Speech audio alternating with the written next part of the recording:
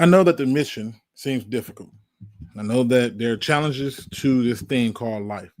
I know that times get hard and get difficult. And I know that it feels like the weight of the world seems to be too much. With all that being said, I also know that your life matters. And that every time you speak, your voice matters. Your smile lightens up the room. And I know that your spirit is required for some people just to feel that, hey, no matter what, I can do this because you got it.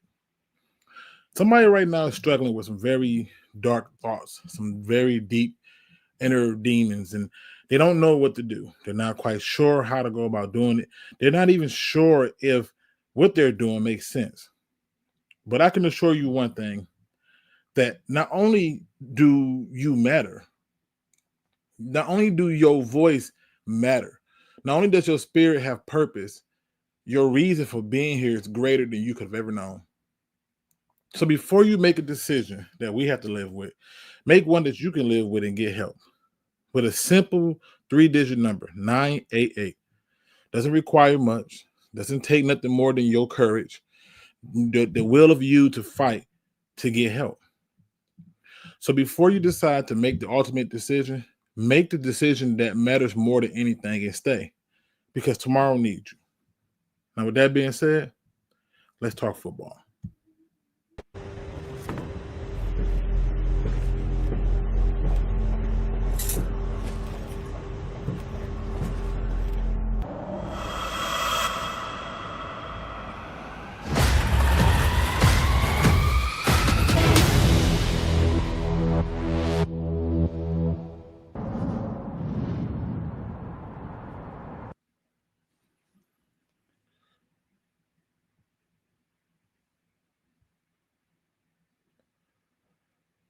Proud Nation. Hey, listen, we back at it again. This is going to be kind of a short one because I wanted to like basically address a lot of different things. Obviously, we're talking football this week. There's no ifs, ands, and buts about this. There's no questions to be had at this point. The team has been set. The decisions have been made, and we are where we need to be. All right. And now the only thing that we need to talk about is the games and where we're headed and how we're going to get there. And there are some things that I'm going to do today that's going to upset some Lions fans. Okay.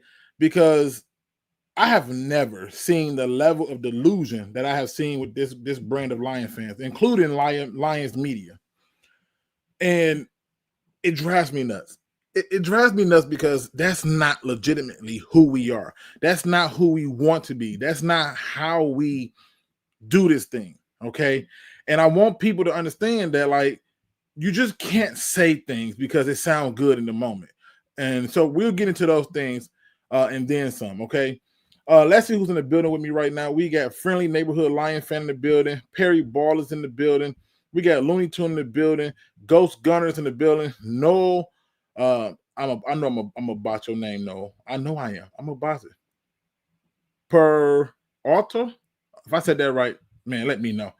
We got Big T in the building. We got Dirty Gloves William in the building. We got Detroit D in the building. We got Antoine in the building. D-Map Zoom is in the building. One Funky Lion fan is in the building. Billy Vendables in the building. And I'm going to get right into it. The Detroit Lion. No, you know what? I'm going to start somewhere differently. Let's talk about the elephant in the room. The delusion that is coming out of this fan base and our media. I heard one of the worst freaking takes of all time from a Detroit media person over at Woodward Sports. And I rock with Woodward Sports, but this is starting to get ridiculous. And I'm talking about the trade of Micah Parsons to the Packers. I thought that we could be realistic Lions fans and say, you know what, cool. There's been a narrative that is being pushed that Micah Parsons is overrated. There's a narrative that's being pushed that saying Micah Parsons can't cover the run. Micah Parsons can't do this. The Dallas Cowboys rush defense was that and blah, blah, blah. Like, all of a sudden, all the woes of a poorly coached team falls on Micah Parsons. And this is what drives me nuts. Because those same people who So same people who are making these statements would have been the same ones had the Lions traded for Micah Parsons, saying, with Micah Parsons, who's going to stop us? Who's going to beat us? All right, we got Parsons, we got Reader, we got Lean, we also got Williams, and we got Hutch. Who gonna stop that D line? We're going to the Super Bowl. Lock it up. Houston-Zada. Right? This is what would have happened in reality. Right? This is what would have happened. But all of a sudden now, oh, he's going to have to go up against the best offensive tackle in the league.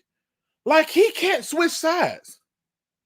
You know that game that Aiden Hutchinson had against the Buccaneers where he had like 4.5 sacks? Yeah, that was to the backup of the backup tackle. And anybody with common sense will tell you that's what you should do as a defensive coordinator. But what we're not going to do is act like the Packers got worse because they brought in Micah Parsons. Oh, they're going to lose something in the rushing attack, in the rush defense with Kenny Clark being out. Like, they don't still have Wyatt. Well, Wyatt's been underperforming. We do not care. You know why I say that? Because at the end of the day, it is a coping mechanism. To downplay somebody that if he had came to Detroit would have been called the next great thing blows my mind. And the reason I know that this is BS is because those same people who talking like that know for a fact that they can't say Aiden Hutchinson is better than Micah Parsons. You can't say that. Okay? Because here's what I can tell you. There's only 2 players in NFL history to have double-digit sacks for the first 4 seasons. 2. And Aiden Hutchinson ain't one of them. There's Reggie White, and then there's Parsons. And we know what Reggie White was. But this delusion that we're acting like the Packers all of a sudden got worse because of Parsons is BS. And if you are a real fan of football, forget the Lions. If you are a real fan of football, you know that's BS. It wouldn't have made as much of a big deal of news if it was not that he was so good. And this is the thing that I don't get. We have to be honest about this stuff. The Packers did not get worse with Parsons. They got better. And the job of Brad Holmes and Dan Campbell is to counteract of that. It is to be able to say, all right, they added a piece that's significant. What are we going to do that's going to change that? That's what we have to do. If your answer is, well, we got to run the ball at them, fine. But let's not act like that wasn't a great pickup for them. And for somebody going to say, well, we can't pay him and pay Hutch. I believe we got like a top 5 cap right now. We have more than enough money to make some stuff happen if we wanted to. So the Packers made a move. Good for them. Kenny Clark is gone. Cool.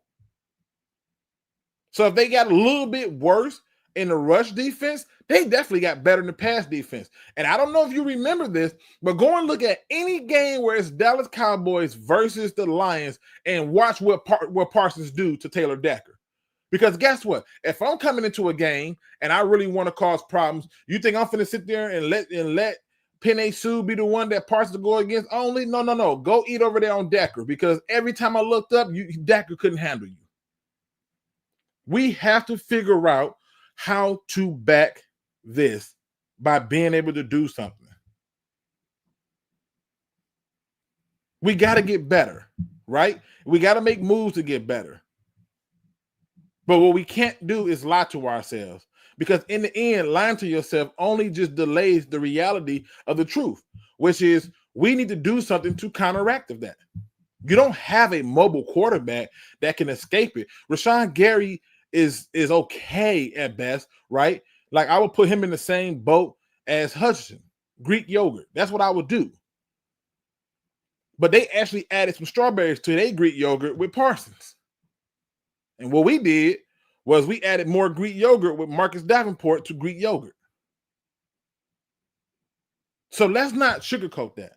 I had to say this because I'm watching people come up with stuff. Even now, you got people in the chat talking about, is he playing corner? Why do you care? I don't care if he plays corner or not. If he can get to the quarterback and affect the quarterback, stop it. Frank Ragnow ain't here no more. Graham Glasgow is your guy. And no, you're right. I can't even say Davenport is Greek yogurt. He baby food because he going to be hurt. But my point I'm making is we just got to figure out how to get better and how to counteract of that. Do I believe that this move makes it to where the Lions can't win a division? No. Do I believe that they're going to beat the Lions on Sunday? No. But do I believe it makes the Packers better? Yes. Do I believe it makes the division tougher? Yes. And not only do I believe that, your head coach and general manager believe it too, as they have said.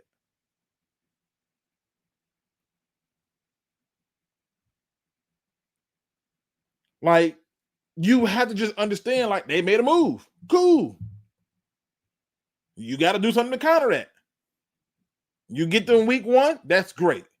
The only thing that's scary about that is he's not going to know too much of the defense, so his assignment is going to be pass rush. But I'll be damned if we're going to act like that wasn't a big move. Secondly, I got to talk about this because we are in the season of pick'ems, okay? And the pick'em league is up. And if you were in the pick'em league last year, I sent the invites out again. If for some strange reason you do not get the invites, the information to join the pick'em league is in the description of this video. And what that means is you literally have all of right now until 5 minutes before the game to get in, get yourself locked in, and get your picks in. Okay? That's what that means. So if you want to do the pick'em league, this is your time to get in there and get her done. All right? And I will post the information in the Discord as well. Yes, I can do that. All right? So if you want to get into the pick'em league, I'm also going to show you my first week's picks because I just, sometimes you need a handicap.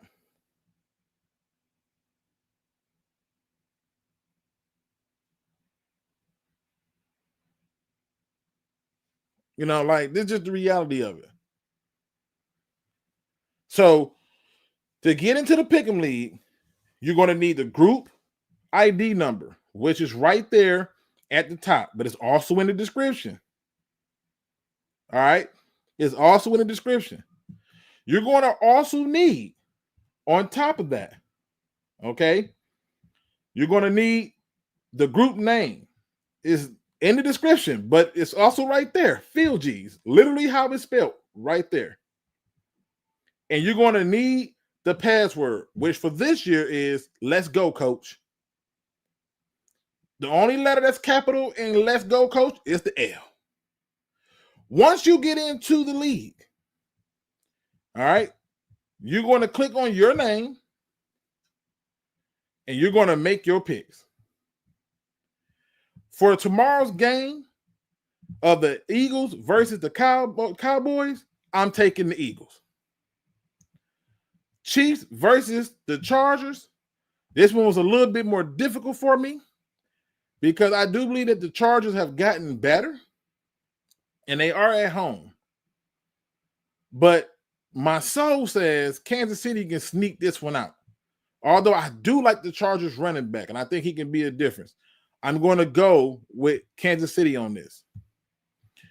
Far as Tampa Bay versus the Falcons, I'm selecting the Bucks. It's not even close. Falcons, I think, have a chance, but we're going to see what they really did. The Bengals versus the Browns, I'm taking the Bengals. The Colts versus Miami, I'm taking the Dolphins. I know that Daniels is the quarterback over there, and I think he's probably going to be better served than Anthony Richardson. But outside of that, I don't have enough information for me to feel good enough to take them week 1. I'm also taking the Raiders over the New England Patriots. Because for me, New England look like they should be that person. They got Mike Vrabel and all that stuff. It's all sound good, but they also got Geno Smith. And then they added the running back. And they did some things. So I'm taking the Raiders on that one. Arizona versus the New Orleans Saints. I don't think the Saints doing anything. I think they're in the sweepstakes for a quarterback. And I don't think they're taking this season serious. So I'm taking Arizona. Pittsburgh and the Jets. If you go into my family, they are Steelers fans through and through. I'm the oddball who enjoyed the Lions, right? And after talking to my uncle, he made me even more confident that Aaron Glenn gets his first win. I'm taking the Jets. Yeah, I'm taking it. I know they got Aaron Rodgers. I know they got DK. I know. I heard the stories. I'm taking the Jets. I think the Jets defense is going to be a problem. Washington and the Giants. Yeah, this is just a no-brainer. We take Washington. Jacksonville and Carolina. Jacksonville. Denver and Tennessee. You know what? Tennessee coming out with a debut of a new quarterback, and Sean Payton got his system going. Denver all day. San Francisco at Seattle. I'm taking the Seahawks. That 12th man stuff is real. It's a real thing over there. It's kind of happening. And San Francisco always starts off either extremely hot or extremely cold. And I think they're going to be extremely cold given that they've had some issues going on. Obviously, Detroit versus Green Bay, I'm taking our Lions. And the Rams versus the Texans, I'm taking the Texans. I'm sure Stafford's going to play. I'm sure he is. But yeah, something in my spirit say, looking at different positions and matchup, Texans is going to pull this one out. The fun one, Buffalo and Baltimore. If this game was in Baltimore, I would be more willing to lean towards that game for Baltimore. But I'm going to take the Bills on this one. Yeah, I'm going to take the Bills on this one. And the Minnesota Vikings versus the Bears. I don't know what J.J. McCarthy is going to be. And they got some things going on at the receiver position with Addison being suspended for some games and Justin Jefferson having some injuries. And I just think Chicago is going to shock them and throw it off. Now, this is the most important thing that y'all need to remember to do. Tiebreakers. For any reason, if you happen to just tie it up with, like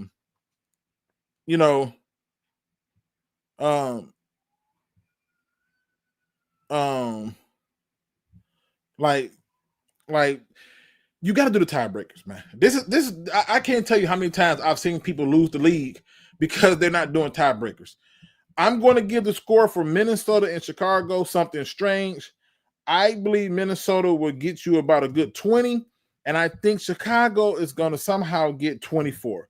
It's going to be a close game, but I think Chicago's got a little bit more going on to get them where they want to be. And the Baltimore and Buffalo game, I think they're about to have some fun with this one. I got Baltimore getting a cool 28, and I think Buffalo wins this 35-28. Now, the team that I think is going to score the most points for this entire week for my second tiebreaker, and again, I'm not doing this every week because I'm trying to beat y'all, okay? I'm trying to beat y'all. But the team that I think that's going to score the most points are the Eagles. I don't know what Dallas think they got going on over there, but I just don't see enough for them to slow down what the Eagles got going on. I don't see it. And the team that I think is going to score the least, surprisingly, is going to be the Browns. All right. Them is my picks. All right. And again, it's in the description. I will put this in the Discord as well, as it was requested, so we can have that. I'm also going to put the link to the chat so you can come in and call me crazy and say whatever you want to say to me now, because I don't want nobody to say that I wasn't being fair. But listen, I'm about fairness, and I'm about being upfront about that fairness. And to me, y'all have every right to come on any show that you listen to and tell a person he's full of crap or she's full of crap or wherever you're listening to, right? So I'm going to put that in the chat right now. So if you want to jump in and talk your stuff, whether you agree or disagree with me, it does not matter. Get in there. And it's pinned, so y'all can jump in the show. Now, let's talk about the construction of the 53-man roster, because I walked away really only asking myself like 3 questions. Question number 1, is the Super Bowl window still open? My answer was yes, right? The next question that I asked myself was, how open is the Super Bowl window? And my answer was not that big. All right. And then I came to the conclusion, did the Lions do enough now to not only get to the Super Bowl, but win the Super Bowl? And that is the question that I want you to ask yourself. That is the question that I want you to focus on. Because, again, we can't be delusional. We can't sit up there and act like the reality of this thing ain't the reality of this thing. We can't do it. Okay? We can do a lot of things. Okay? We can cry. We can laugh. But what we can't do is lie to ourselves so we feel better about something. And for me, I'm a little worried and concerned. I'm a little worried and concerned because I don't believe that we've done enough. And it's just looking at the roster. I don't believe we've done enough. And the thing I think that we did a decent job of trying to replace what we lost. Like, I don't need to look at the offense to have any conversation about it. I know what I get in the offense. I know what I get, right? I think it was a mistake to trade Tim Patrick. I do, because after Amara, after Jameson, and after Tesla, look at your receivers. I mean, seriously. I didn't know we were like Dominic Lovett did not do enough, in my opinion, to be here over Tim Patrick. I don't care what Tim Patrick looked like through preseason. What I know is that last year when he's on this team, he was very solid. He was consistent. And here's what I can tell you about Lovett. He was not. And granted, this is all new. I get it. But I don't think I would have did that. Now, on the flip side, I do like that you did at least get a draft pick for him, at least a 6th-round pick. But I would have much rather have had the talent. And I'm only looking at the offense right now because I don't want nobody to act like I'm skipping over nothing. But this Graham Glasgow at center, yeah, that's going to be a big doozy. That's going to be a big much. And we know that the offense is still going to be good. I actually like the fact that we're going to have a new coordinator coming in, because I believe that new coordinator offers some new stuff. And I like what you're saying there too, JGB, that it's a youth movement. Cool. I'm with it. But I only asked the question, is this good enough for us to get to the Super Bowl and win it? Like, seriously. Now, he shouts out and say, I'm going to say that the pass rush thing is kind of overrated. Y'all know the Eagles only have 4 more sacks than us. I feel you on that, but I also asked the question of this, okay? I think that was more a reflection of Aaron Glenn. I have said this for the longest, that I am always been in awe of Aaron Glenn when people wanted him fired, because he didn't have much to work with. So how he get what he got out of them was impressive. I'll bring in my first guest, Crimson, so we can talk our talk. But this is the ultimate question. Did we do enough? Forget division be damned. Did we do enough to go to the Super Bowl and win it? Because that window is not big. Okay? Crimson. There you go. Crimson, what up, though? Hey, what's up, man? Not much, man. Like it's the question is simple. Did the Lions do enough based on what you're looking at for this roster to go to a Super Bowl and win it? It's all going to depend on ifs, and depending on my odds, no. The way I see it, we're probably going to make the wild card, and we're probably just going to be coming in limping again like we did last year and the year before that. Because think about this. With what our offensive line's looking like, who the heck's the backup center when Glasgow gets hurt? And Glass is going to get hurt. The guy's like the Davenport of centers. Guy always gets hurt. Who are you going to put? Rat? So once Rat gets moved to center, who's you putting in for guard? You going to put Manu in? Are you going to put in Sorsdale? Who we putting in for guard if we got to move Rat? And if we're not moving Rat to center, then who is it? Because I'm sorry, I don't feel confident with Goff getting any sort of pressure. And I know people are going to say, well, his pressure was so high last year. Barely. Do not even start with those pressure. When he's under true pressure and they start touching him, Goff turns into goof. I'm sorry. The defense might be maybe the defense is better with a fully healthy Hutch. And if we're lucky, Davenport. But again, we didn't address the edge rusher again. And we're not even signing Zadarius Smith for some reason because somehow we think we're fine in the edge position. I don't know what Brad's smoking, but go look at the edge position right now and you tell me who do you get? I will tell you this. This is going to be an unpopular opinion, right? Mm-hmm.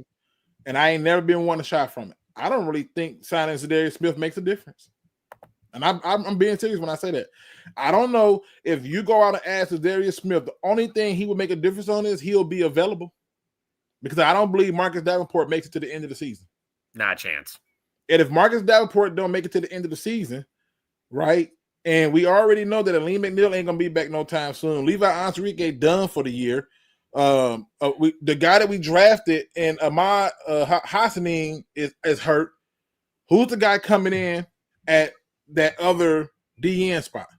Who's Unless that guy? You want to play Wingo maybe as an edge. I don't know. Okay, let's say you want to do that, right? Maybe. That to me is like basically like, okay, let's use DC Universe or let's use Marvel. I don't care how you want to use it, but let's use one of these universes, right? Having Wingo play opposite of Ada Hutchinson would be the equivalent of, instead of saying, hey, we're going to give you your sidekick and Robin or Nightwing, instead of giving them, they are offering him Kite Man, right? Like this is the reality, right? They're offering him Kite Man, right? A guy that is a villain that you know is nothing more than a guy who rides a freaking kite. That's what they're doing. And if you switch it to Marvel, you are essentially saying, okay, if he is let's say he's the Incredible Hulk, right? Incredible Hulk needs help. He needs some serious help. And your response to that is like the Wasp.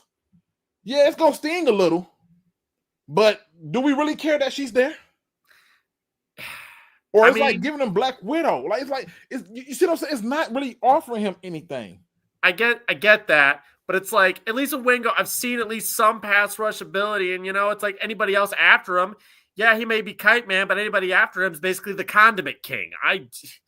That's what we're dealing with here. And it's like Pascal, he's hurt again. And it's like big whoop-de-doo. Half the people don't even remember that we drafted Pascal in the second round. He's probably the most forgettable second-round pick we've ever had.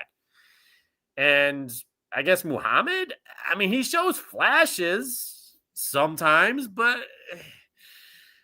again, I wouldn't be mad if we got Zadarius because it's better than what the heck we got now.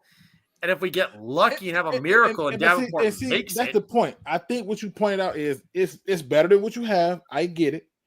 I personally think that for me, I compare things based on what you could have done, right? The Lions could have had a generational talent at D tackle. They passed on him. Cool. You took a running back who's been serviceable for us. Great. I ain't mad, right? The Lions could have had Mike Green, right? Don't remind me of that. I'm still mad about that. And you took a D tackle who Okay. Right? You know, the guy supposed to have pass rush moves. Maybe he's going to show it in the real time because I didn't see it in preseason. Yeah. But okay. My only issue is you have cornerbacks out there.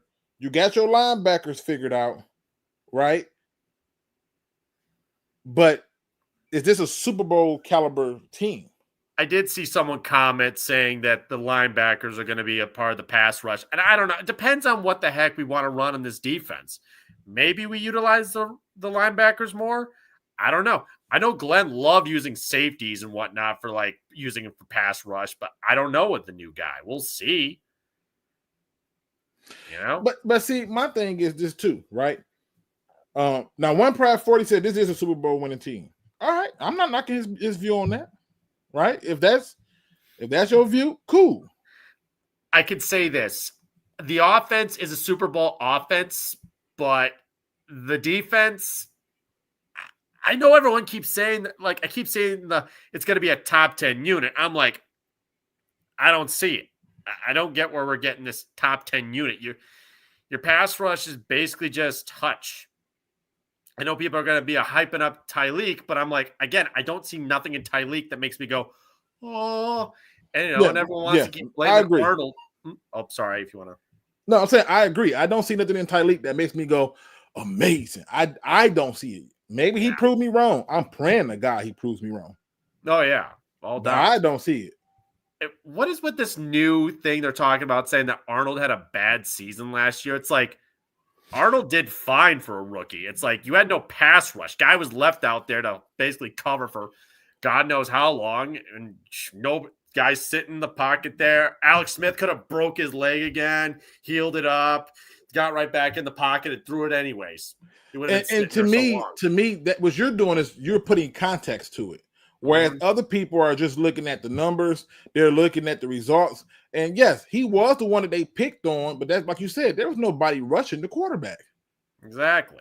Like, so yeah, he's getting picked on, and you got to remember he's a rookie. So to me, cornerback, defensive back, that position is the hardest position to play in any level. I don't care what nobody say.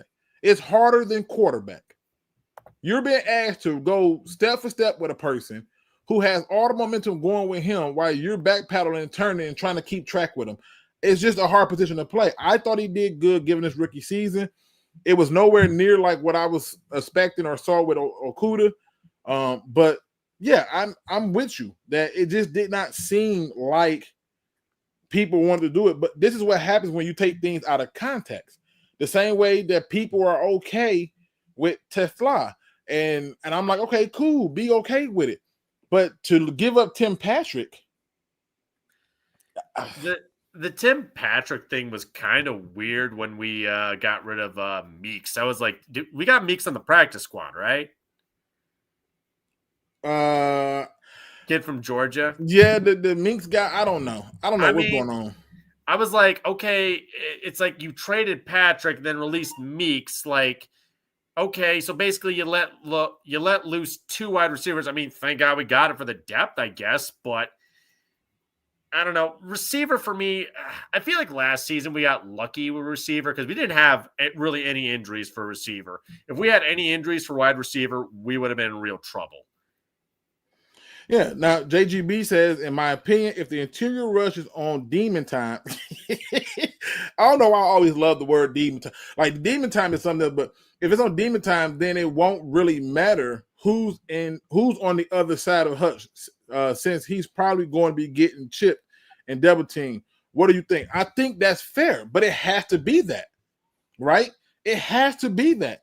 I believe that when it's all said and done, after the 4 years are up, I don't believe that Tyleek Williams would be the best defensive tackle taken in the draft. No, I don't. I believe that there are other people who are going to outshine him that we could have got later. I believe that Mike Green will be hands down better than Tyleek Williams. And I believe that Mike Green would have been a much better pass rusher for the Lions than Tyleek Williams. But I agree with you. If we can get pressure up the middle, and everybody keeps saying he's very similar to Aleem McNeil, which I call, horse shit on. No. Because I don't see the Lee McNeil comparison at all. I see that Lee McNeil in college tape get what looked like a fumble and an interception, and he was running as graceful as I ever seen. I seen Tyleik Williams get that same thing, and it didn't look as graceful. He looked like a D lineman.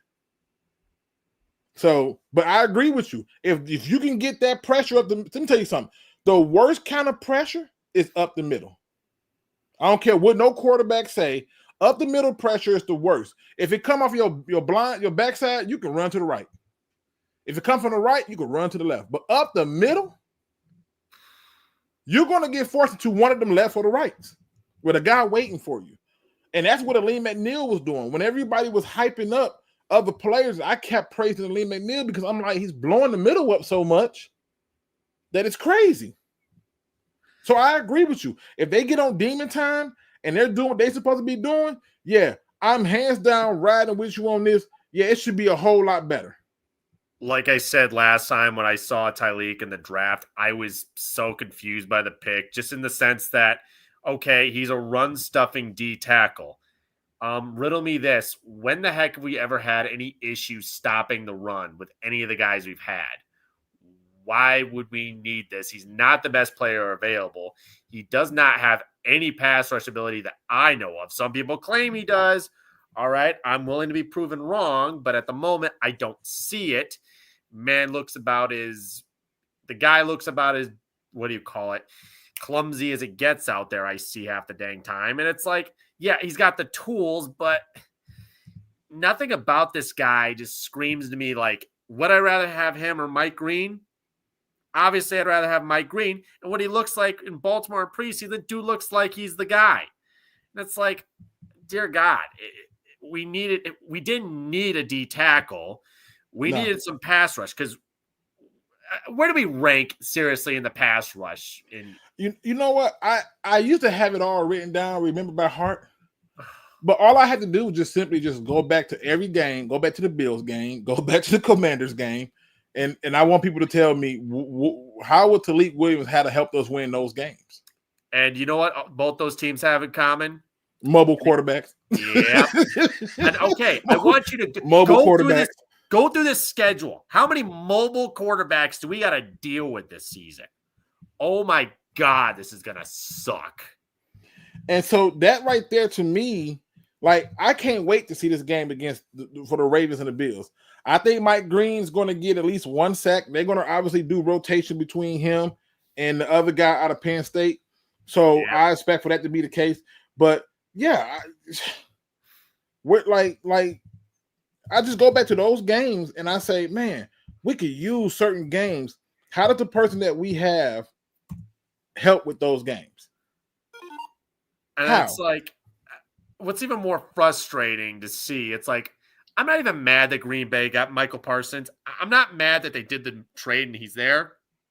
Good for them. I'm just mad that our rivals are trading for players to get better, and we're just sitting on our hands and knees doing jack all, going to Dollar General.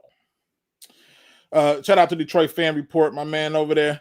I got your message, bro. I responded back. Yes, we got a link up. He says, watch his college tape. I'm a Buckeye fan. He can be a pass rusher. He can play all three downs.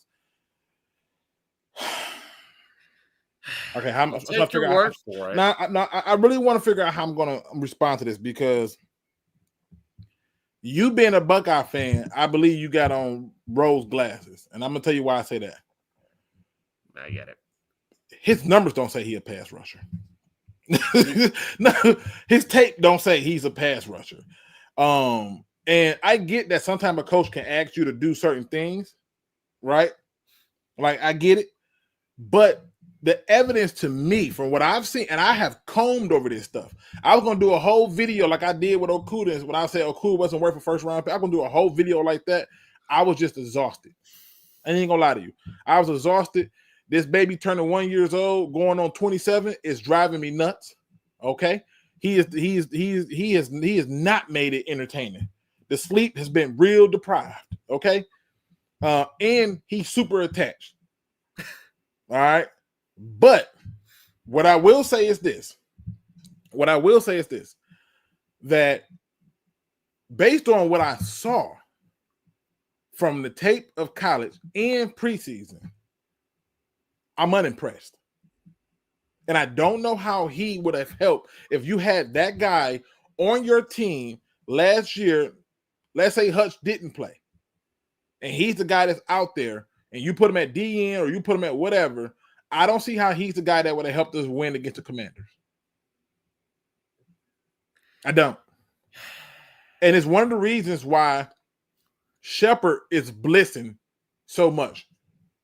It's one of the reasons why Aaron Glenn had to blitz. To be fair, with the Commanders game, the offense pretty much lost us that game.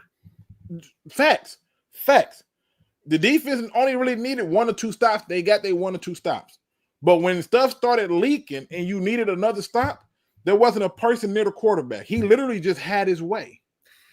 Again, this is why I'm not going to really miss Ben Johnson. It's like, yeah, I respected him, and he was definitely a good coordinator, but he was way too cute. He played way too dang cute. He would always just make some of the most wide. It's like when we played the Commanders, they had one of the top 5 pass defenses in the league. What does he decide to do? Pass the ball almost 50 freaking times and then get picked. How many times that game?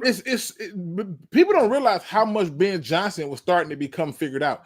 And the scarier part was you went against a team who really could not stop the run and didn't run the ball. And then you go fast forward to the Eagles, and they just said, why am I going to throw the ball? They can't stop the run, right? What made even less sense was the Commanders had one of the worst run-stopping defenses in the entire league. It's like you aren't playing on their freaking weakness. Did nobody tell him this? I mean, right. And so another thing that I would look at is this. I will point this out because Big T makes a point. He says probably still have Broderick Martin if we went edge in the draft. I don't think so because there were so many D tackles in this draft, man, that we could have had after the fact. I think we would have been better served with one of them guys. Plus, with the D tackles we had after all the injuries, we didn't need him. He still was riding the bench with guys like Pat O'Connor. He wasn't beating out guys like that. Right. So I don't know if that would have been the case, but I do think that it would have been some things different. Pistons in 7. What up, though? Football tomorrow, finally. Yes, amen. Cannot wait. Perry Ball says, I am hoping for the best. I am taking a wait and see early in the season. That's all you can do. Right? That's all you can do. You really can't do nothing but wait and see. I expect the Lions to beat the Packers. I'm not making this up. This ain't for show. This is what I legitimately believe. I expect the Lions to beat the Packers. How do you not just this game, but to win this game, you got to win the one at home. I expect us to sweep the Packers. I expect us to sweep the Vikings, and I expect us to split with the Bears. How do you feel about the Micah Parsons trade? Does that really improve them by a lot, or is it not enough? Yes. If you go and look at the Packers pass rush last year, it was not the best. Right? And that's with Kenny Clark. And that's why I say Rashawn Gary is just like Aiden Hutchinson. He's going to get some plays here and there. Make no mistake about it. He's got the wherewithal to keep going. Right? Yeah, Gary has been a pain even to us. If you look at any time he's played us, he's always been kind of a headache to deal with. But now you add a guy opposite of him, who I know has whooped up on Decker. And so now you got the ball got to come out quicker. Yeah, you got to run the ball. The best thing that the Lions did was bring in Tate Ratledge, because Tate Ratledge should do what Penei Sewell do in the run, and that's maul you to death. But we got to be consistent in the run. So I don't know. The thing that just scares me about the one thing that might potentially get injured is that O-line. If our O-line at all gets injured and we got any of those backups, I am kind of worried because Goff is. You've seen how he is under like actual pressure when it's in his face. It's never good. That's what honestly scares me. And that's a scary thing to look at. One funky Lion fan says 3 points in the first quarter and they were off a turnover. 0 points in the third quarter, and Washington got the ball to start the quarter. I say the defense did their job to me at least they tried. I agree. Because going into that game with the amount of injuries that we had, I only needed them to get 2 stops. And they did it on a 4th down, and they did it on another turnover on downs. And the offense needed to put up points. And they didn't. They kept putting them in terrible positions every time they got picked or they fumble. I remember Goff had a fumble in that game too. They got gassed. They just absolutely got gassed. There was nothing they could do. The offense just kept screwing them and putting them in just terrible positions. There was nothing you could do about it. And I blame Ben Johnson in the play calling that game. And again, Dr. Detroit brings up a good point. Dollar General strikes again. Hey, for some fans, being in the top 10 is good enough. I am in for a Super Bowl. This team right now reminds me of all those Barry Sanders teams in the 90s, good enough to sell hope. And you know what? They're betting on the offense being the force behind us getting where we need to be. But I'm just telling you what's going to happen. Next year, they're going to end up going big for a pass rusher or drafting one. And you literally, this draft was set up for you to not only, like, let's say if they went take Rutledge with the first pick, you took him over Mike Green, I'd have understood it, right? Let's say, but then let's say you just leave it where he's still the second round guy. You take that guy, and in the first round you take Mike Green. Let's say you come back with that 3rd pick, right? And you decide to go linebacker or you decide to go D tackle. That's still a successful draft for me because we're not only are we able to address some weaknesses, we're able to get younger in some spots. Okay. And I'm with Dr. Detroit. I'm looking for a Super Bowl. I don't want to just be good. Oh, God, 600 a seat. Jesus Christ. I would have to say that I do get what he's saying about the 90s teams. I feel like the role is kind of reversed in the sense that if I recall, the 90s teams had much better defenses and the offense wasn't as potent as it is now. It's kind of like the role reversed because, let's be fair, Goff is better than Rodney Peete, Scott Mitchell, Charlie Batch, or Eric Kramer. That's not a really high bar to really claim. And we really all we're looking at here is, I think it's like the 90s team, but the roles are reversed to where they weren't really focusing on the offense, so we're focusing on the defense back then, but now we're focusing on the offense and not the defense. We can't have best of both worlds in this city, and it drives me nuts. And again, Looney Tunes bring up a point I didn't even think about. Like that the team is getting built like the Sean Payton's like tenure, amazing offense, lackluster defense. And this is the window is now though. Like this is the thing that people swear I hate Brad Holmes. I don't want Brad Holmes fired. I don't want Brad Holmes to be removed from the Lions general manager position. I've never asked for that. But I have been very objective and honest about what Brad Holmes is. I've been very open and clear about what I believe Brad Holmes has made mistakes on. And while people can argue, well, you're not a general manager, okay, cool. The only thing I ever hear from the average fan when talking about Brad Holmes is his drafts. But what about his free agencies? What about his trades? Like, do you realize what we got for the TJ Hockenson trade? Oh, I sent that link in Discord. Do you realize what we got for that trade? Like, I don't think people realize this. You walk out with Hendon Hooker and Broderick Martin from that trade. Like, I'm not trying to be funny. People overlook it because we replaced them, but this is what you got for the trade. Yeah, and both were a waste.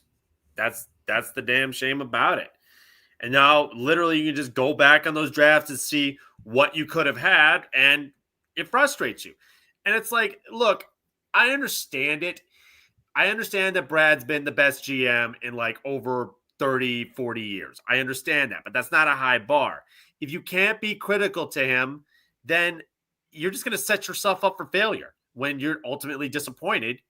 If you can't voice your opinions on this, he's never going to get it, never going to hear it. And he's obviously hearing it. You hear it in the press conferences. The only thing that just kind of irks me about him is he's got a gift of just blowing you off and acting like, the smartest man in the room. And again, that's the only thing about Brad I don't care for is he tries to do the smartest man in the room shtick. And it's like, dude, come on, man. We get that but why aren't you fixing the issue then? Why do you think this is going to be sustainable as a Super Bowl team? In what serious world? When the guy literally goes over there and says, oh, well, we have one of the best pass rushers in the league with Aiden Hutchinson. Why do we need another edge rusher? His belief is that our issue wasn't that we didn't have the talent. It was that we had injury. All right, fine. That's your belief, right? If that's your belief, we'll take it, right? But the Lions did have Robert Porcher during them years. And Robert Porcher, who did not start much in his first 2 seasons, definitely started in his 3rd season. But Robert Porcher is a name that people like and remember and was happy about because he had 4 seasons where he went back-to-back double-digit sacks, right? And I get it. But the reality is the time to win is now. Like I'm not playing. Like people ask me all the time, what if for some reason you couldn't afford to keep JMO and you couldn't afford to keep Hutch, but you won a Super Bowl? Would you do it? Yes. If you can't keep both of them, but you won a Super Bowl, yes. Because guess what I know? Winning a Super Bowl will make some players on your team adjust their contracts to keep them people so they can run it back. Dude, left tackle, dude. If frickin' Decker gets hurt, who's filling in? If it's Manu, let's look at it. It's right there. What is it? Who's filling in for Decker if he gets hurt? Let me make it a little bit more clear for people because I don't think people understand this. Like we keep trying to downplay people who making moves so we can feel better and cope with it. But I thought that take from that commentator, from Woodward Sports was terrible. I was right. God dang it. It is Manu. Oh, God. If Decker gets hurt, we are so boned. But listen, if Decker goes down, and who the heck is that? I'm going to tell you what I think would happen. This is just me. If Decker goes down, I believe Tate Ratledge will be the one that they would kick out the tackle, right? And I believe that the guy who would go into the guard position would be Frazier, or they would move Graham Glasgow to the guard position. And what was the guy that was playing center for us in preseason? Kingsley, him. Oh yeah. Yeah, I'm just saying right there, and I still was having a hard time. So I was like, but he would end up being the center. But you're right. If one of them guys go down, cool. If we lose one receiver, like people don't understand this. You lose one receiver, and it's getting questionable. Well, at least the good news is, like with receiver, I mean, you still have Raymond, who's still solid enough. Would I say he's like a world beater? No. You still got the tight ends. You still got Laporta. Still got Laporta and the underrated Brock Wright. Still love me some Brock Wright. And you still got Amon-Ra St. Brown, and we'll see with Tessa and JMO. At least with that, but I do get your point that it's not the deepest. It's definitely not. We're gonna have to be lucky again with the wide receiver core I'm seeing. Maybe you can move Gibbs over to receiver, worst case scenario. That could be dangerous if you put him in the slot. And again, I don't want nobody to think I'm attacking their opinion, right? I think that everybody's opinion has valid points in it, right? And I'm cool with that, right? But I'm also not finna, like, Aiden Hutchinson got hurt, week 5? Right? Am I tripping? Yeah, it was at least week 5 he got hurt at least. It was either week 5 or week 4. Okay. So I shout out to KMG. He says, we had a top 5 defense before he got hurt. Here's what they played in the first 5 games. The Los Angeles Rams. You went to overtime with them. You lost to the Buccaneers. Even though he had 4.5 sacks against the backup, tackle, but okay. You beat Arizona. There was nobody to be writing home about. You beat the Seahawks. Okay. Manu isn't I've had to say Gino isn't exactly the most mobile guy. You know that just watching. I'm just saying. But you beat the Seahawks and you beat Dallas. Them your first 5 games. Now, of all those teams you name, right? The Rams, the Bucks, Arizona, Seattle, Dallas. I think 2 of them were playoff teams. Like, you look at this schedule that we have right here. This schedule, in comparison to what we have now, is a cupcake schedule compared to what we have now. I don't think people are realizing how brutal this schedule is coming up is going to be. But that's why my criticism is there. That's why you're now starting to see people like this is a bad time when Mike Valenti and I agree. Yeah, because Mike Valenti was never on Brad Holmes' head. I was. And the reason I was on his head was because, to me, the weakest part of this team was the defense, and I wanted more attention to the defense. I did. I wanted something that was going to be able to be significant. And when people say, oh, Michael Parsons getting traded is like when Khalil Mack got traded. Well, Khalil Mack helped his team like a mother. Right? But the offense died on them. The Packers offense ain't finna die like that. They got running backs. Receiving core, suspect. Secondary, suspect. Right? None of that matters if they can get to your quarterback and get him on the ground. And if it's one thing we know about our quarterback is if you get some pressure on him, if you get in his face, if the scenario he's a running Benny Hill skit if you have him under pressure. He's like, he turns into Mr. Bean so goddamn quick. It's like, it's almost cartoonish how much he panics. It's like, this is why I'm not a Goff truther, because I will always say this about Goff. He's a trailer. He's a really fancy, really nice trailer. And you love being in that trailer. But if you ain't got a truck to pull that trailer, it ain't going nowhere. Right. You gotta cater to him. And that's the thing. I remember Skip Bayless and Shannon Sharp used to always say, are they force multipliers? Right? Are they force multipliers? Which means, like, are they in it of themselves? Like, they don't need to. Are they doing things that significantly leads to? And it boils down to that. It really does. And I'm not trying to knock nothing or anything. To the point of one Pride 40, what about him dealing with the contracts? I'm almost sure that they got a guy who comes up with the contracts. What do you mean? They have like, a cap guy. I might be wrong about this, but I'm almost sure that they got a guy on the team who deals exclusively with cap. Yeah, I think every team's got someone like that. I know, right? So, yeah. But let's just say hypothetically, we add that to it. So he got draft and contracts. Great. Free agency, trades, personnel decisions on certain sides of the ball at certain position groups. You can question it. That's all I'm saying.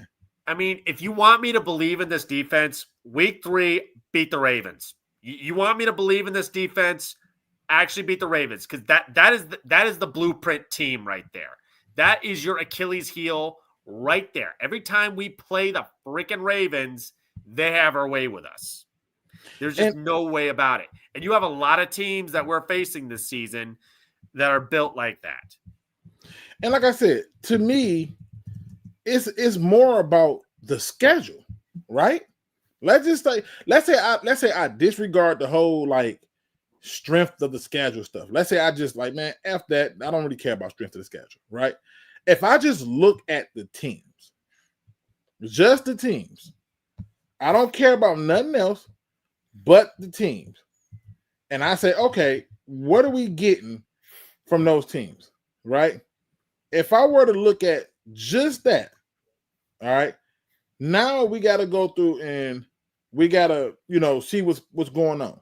And really quick, let me get to this point before I jump into this. KMG King says, who cares? We got Laporta if he didn't come back to Hunters. teams have figured out that we love the tight end. And this is why we went to those receivers so much. Because they are paying attention to the tight end nowadays. Like he's getting treated like a Tony Gonzalez, like he's getting that Antonio Gates treatment. Oh yeah, right? By all means, I would have to say a top 5, top 10 tight end in the league. He's a monster. I like him a heck of a lot better than I liked Hawk, and I was a pretty big Hawk fan back then. Yeah, and again, and this is the thing, dude. Detroit, this is my thing. Any person who cannot be objectively critical or objective, period, when talking about something that they like, it's not doing themselves a favor. Like, I have children. I know my children's strengths and weakness, right? I'm not finna sit there and set my son to go out right now and play basketball. That is nothing he is good at.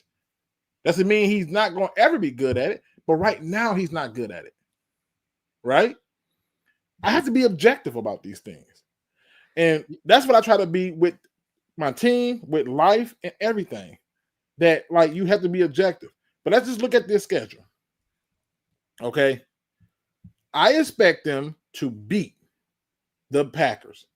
I expect them to win the game at home against the Bears because that stadium is going to be loud just so they can be disrespectful to Ben Johnson. That I could see. Now, we get to Baltimore, we're going to find out. That's because the test game. If Parsons and Gary can eat in this Packers game, then this game right here, just go ahead, pack a lunch. It's going to be a long day. All right? Cleveland, I believe we beat them at home. Right? The Bengals, right? We know what they have in terms of their receiving core. I get the feeling that game is going to be really stupid. It's going to be one of those ones where we expect, like, I think their O-line is, like, really awful, if I recall. Yeah, and you have to win that matchup. Because here's what you can't have happen. These are non-conference games. Baltimore, Cincinnati, Kansas City. These are non-conference. Right? That's cool. But you got to beat Tampa. Tampa was a weird game last season. It really was. That was another one I'd say the offense lost again where we were passing a million times and Goff kept golfing. But I'm just saying, like, those non-conference games, okay. But starting out hot is everything because if you drop some of these, you at least got the wins. But just look at that first little set up front and ask yourself, is this a Super Bowl team? Like, that's the only thing I ask myself on. Now, I will say this, though. To be fair, I will say this. I expect, I could be wrong by this. I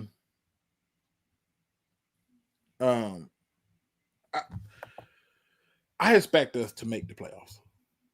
I expect us to make a playoff win. I don't necessarily expect us to win a division. I don't really care. As long as you make the playoff, get a playoff win, right? I want the division, but get the playoff win. I don't know if I see us going deep in the playoffs. That's well, we did that one year, but again, that could have been more depending on who the heck we played. We played against the Rams, and we also played against Tampa, which I'm sorry, that's not really anything impressive. If you go up against a team like Washington again, I could see you losing to Washington again. Again, I look at a lot of these teams, and it's like I don't see anywhere in our defense where we improved to where we could beat teams like Baltimore, beat teams like Kansas City, beat teams like Philadelphia, Washington, or teams like Buffalo. When's the last time we beat Buffalo? Josh Allen's had our lunch for how long now? Listen, I watched this clip the other day, and they showed a play where a Lions defender got in on Josh Allen and what should have been a huge loss. And Josh Allen completed like a fourth. I think I know like the play fourth and like a long down in distance. It was like, and I'm just like, what? And I get it. I get what DJ is saying. He's saying It can be a 12-5 floor, 14-3 ceiling. Okay, cool. But if you go 14-3 or 12-5 and you lose again in the first round of the playoffs, I do not care. At that point, we did not meet the standard for me. It's like, look, we've already done two things. We've won the division twice, and we won the NFC division. Next up is Super Bowl, guys. Anything else at this point? That's the problem of being successful. Now you have expectations, and that's a whole nother problem a lot of us aren't used to, that we actually now have expectations. And honestly, having expectations, in my opinion, is more frustrating than not having them. Yeah, and this right here, Ed W, this is a very logical point, right? If Davenport can capitalize on Hutchinson's double teams, and we see a lot of single coverage for 80% of the time, man, that is you talking there. If Davenport can stay healthy the whole season, if we have a Christmas miracle, I could see it. I could see that working. Davenport is a good player. It's just, man is made of glass. You got to expect why Luke and I aren't really confident in that idea. Zach J wasted no time. There you go. He wasted no time. Davenport is a bum.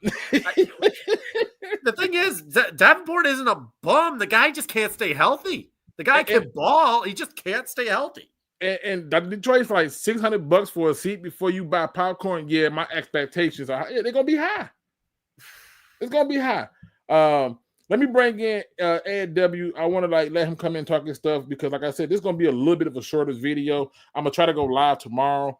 I was supposed to go live before, and honestly, I got to playing with my kids, and I was like, you know what? I'm gonna have to just put it off for right now. Like I'm gonna always choose that, like that father-son time with my boy. So let me bring in Ed W, man. Ed. Yo. You bring up a good point, man. You bring up a good point, and I'm gonna let you talk your stuff. So talk to me about your point and anything else Lions related, the roster, the schedule, what your expectations are. I mean, go ahead, talk your stuff. Okay. I think I want to apologize to everybody because let me do this really quick. He said, sorry, you're right. Davenport is an unhealthy bum. He wants it to be known. Like he not Zach. Oh my God. Thank you for clearing that up. Nah, and look, JGB says, Luke, you have a daughter yet? Man, what you mean yet? I got 3 boys. Ain't no dang on yet. It's done. Okay? It wasn't in the cards for me. Little girl was not in the cards for me. All right? Yet. All right, my bad, Ed. Go ahead, talk your stuff. Oh, we good. I drank a lot of the Lion losing Kool-Aid, and I appointed and anointed Brad Holmes as the savior. And I should have realized that he's just a stepping stone. Something that I want you guys to understand here in the chat is what Brad Holmes, quarterback. Stafford was a gift and a curse. Stafford wanted to leave. So he said, okay, cool. I know this quarterback that I know that can play that I saw, and I'm going to bring him over here with us. And ever since then, we haven't had another quarterback that he evaluated to be half as good. So that's why we're stuck in this situation. So he brought in all the talent and say, I'm going to build you up. You're my prodigal son. You're going to bring us a Super Bowl. And then they bought the Kool-Aid. And now he has to understand the business side of this. And that's, well, next year we did all these things and we need to win. We had my friend Dan Campbell go up to the stage and say, I'm glad we got to this point because we may not never ever come back here because we sure didn't go back. So now we're in a situation. We kind of losing you a little bit, Ed. It's like your sound going in and out. Am I the only one that hear that? Or was that just the defense went down? And that's right. The defense went down, but we still got this offense. And then we got to the playoffs, and then Washington came back and handed us our ass on a platform and said, well, what happened to your high-powered offense? And we didn't let you run. We didn't let you pass.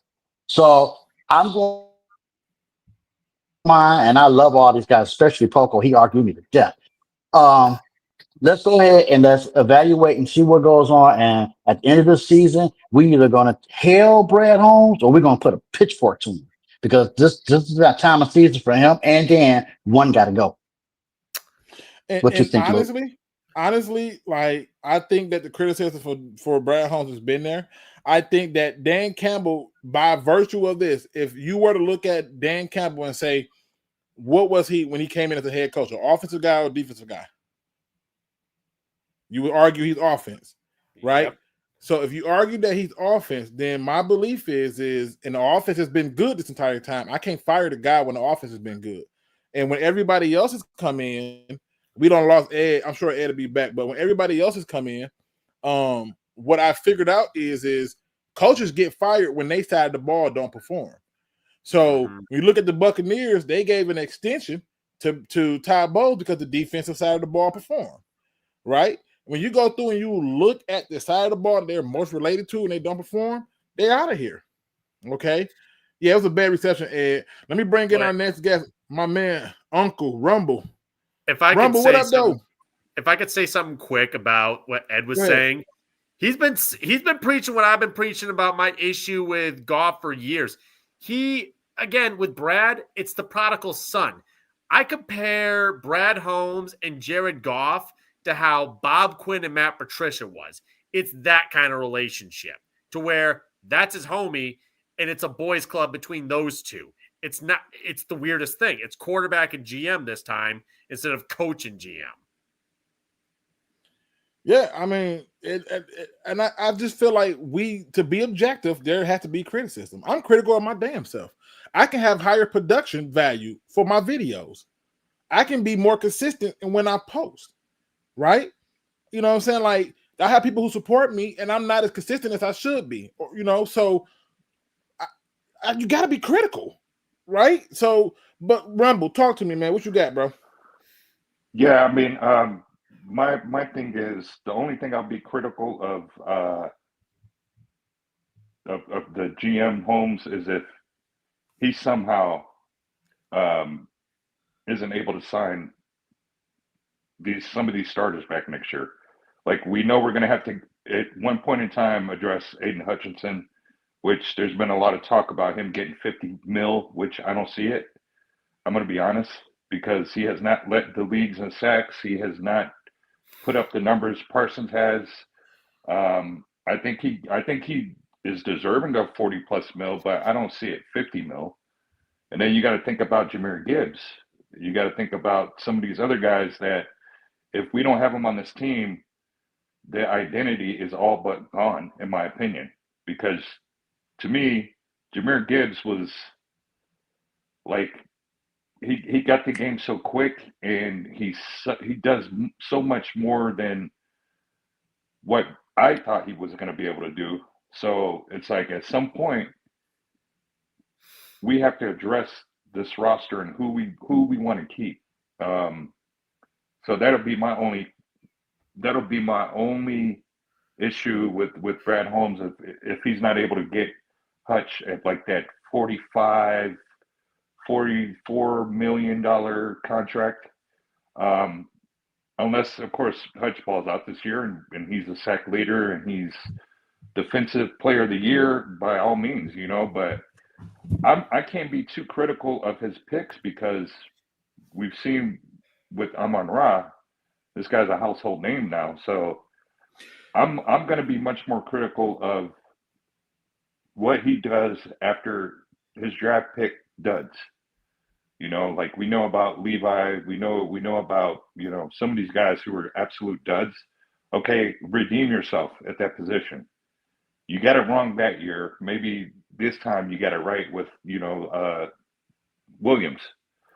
Or maybe, this time you got it right with Jack Campbell. I can't be too critical of him yet because I have never been a part of this franchise when it's been this successful. When we've had the number one seed in the NFC, when we beat Green Bay and Lambeau, when you know what I mean? Like we're at the top of the top right now as far as the NFL. We're talking about. Let me ask you a question. Man. Let me ask you a question. You're a hardworking man, right? Yeah. Okay. Have you ever worked anywhere that pays you pretty decent, and you saw a lot of problems with the place? Of course. Okay. Yeah. That's the same thing we're doing with Brad Holmes.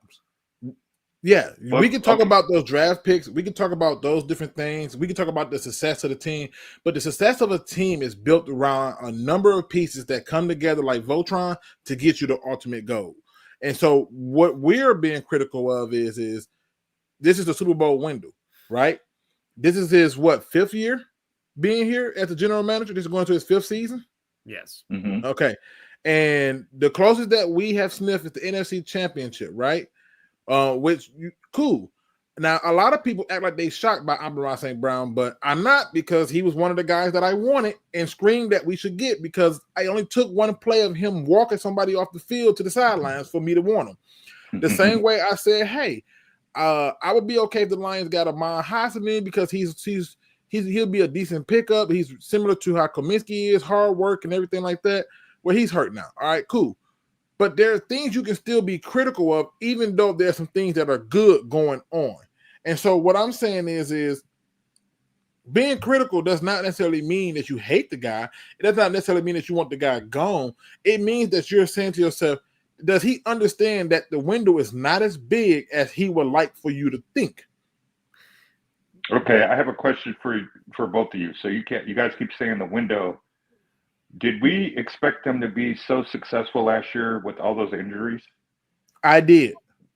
Are you serious? I'm being dead serious. Going down with all of our injuries at cornerback. Mm-hmm. Believe it or not, we had a decent schedule last year too. I didn't. Yeah, our we schedule was significantly easier than it is this year. Yeah. Like, if you look at our schedule, travel time and everything, it was set up perfect for him, which is why I wanted him to go hard last year, because even if you get those injuries, it doesn't matter, right? You go out and you get these people. He trotted out Marcus Davenport, right? Injured. Right. But he's been injured. And yeah, he brought him back. And then we lost freaking what's his name? The damn Carlton.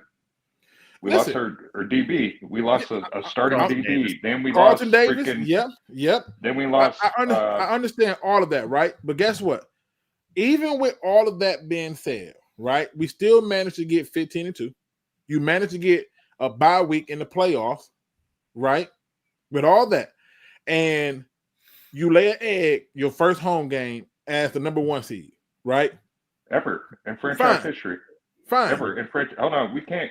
You can't breeze by that. That's the first time in franchise history we've been a number 1 seed in the NFC.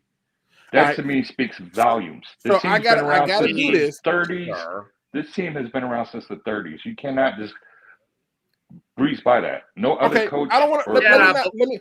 Let me not breeze by this, but I'm gonna ask you a very uncomfortable question, Rumble. You ready for this uncomfortable question? I'm ready. All right, I'm ready. Have you only slept with one girl? No. Exactly. Even though the first is always your first, that does not mean that because she's always your first and that was the first time that it happened, that you just stayed locked in on that first. You tried some new things. You met some new people. Some things happened that was different. You got better, right? And so what I'm saying is yes, we ain't got to glance over the fact that this is the first time that it's happened. That's great. There's a lot of firsts. There's a lot of firsts with this regime.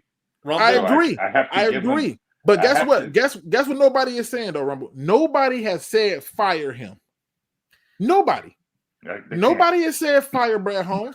What people have said is, what is this stuff you're doing with Marcus Davenport? Why is he brought back and Zadarius Smith cut when we just getting Hutch back? Why are we trading for people like Trinity Benson? Why are you trading Tim Patrick when you're thin at receiver? Why are you only addressing the defense with these type of players in the later rounds? When are you going to make a move in free agency that can really help support your high draft pick of Aiden Hutchinson? When are you going to address those areas? You've built the offense up. Let's see you start to do the same thing for the defense. So that level of criticism is allowed to be present because nobody is asking for him to be fired. We're asking for him to have a sense of urgency in a window that is getting smaller. And one of the things that shows me that it's getting smaller is the black and blue division has now become the black and blue division, whereas the black and blue division was just us beating up on them.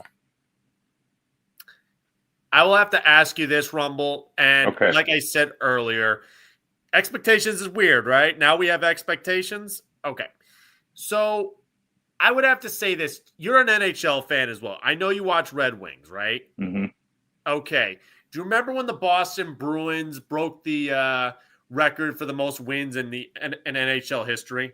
Mm-hmm. And they went into the playoffs? Mm-hmm. Do you remember what happened to them in the first round? Right. Yeah. They got smoked. Nobody Right. talks about it. Nobody cares. Do you remember what happened to the Atlanta Braves when they became one of the highest winning teams and they got their bye week? Mm-hmm. Got blown up first round. Nobody Mm-hmm. remembers. Nobody cares. And do you remember the 90s Buffalo Bills and how many times they went to the Super Bowl? Yeah. Jim Kelly. Yeah. That's the thing. History. Yeah. That's the sad thing about history. But those teams are great, but you remember it. And when you don't win it all with these great teams, like look at Vancouver, the Vancouver Canucks. They've Mhm. made the Stanley Cup so many times with great teams. That franchise is nothing but pain, just pure But pain. you got to look at this is an actual movie right now. So you got to look at all the milestones. I hear what you guys are saying, and I respectfully disagree with you guys. And it's not like mean or nothing, but you got to look at all the milestones that this regime has brought to not only the team but the actual city. I agree. We hosted the NFL draft. We've made Jared Goff. We've helped settle out road games for opposing teams. We've put Detroit. They put Detroit, not only the city but the team, in a brighter, positive light. They've used the word grit. They've done it through the draft. There's been no BS drama within the organization. There's been no we haven't had any scandals. We haven't had any, you know what I mean? So they did it right. And as much as we as fans are rabid because we do want these guys to be successful and win, the NFL is evolving yearly. Every year the NFL is evolving. So for Brad to be able to do what he's been doing through the draft and not having to rely on players who have already been in the NFL and who have already got this stigma, and he wants to bring in guys we get them before they get that scarlet letter of some of these NFL franchises. Because remember, for years, Houston Texans, Bob McNair, he was this a-hole. Dan Snyder, this a-hole. Freaking, there's so many people that have been owners of franchises who have been people are like, oh, nah.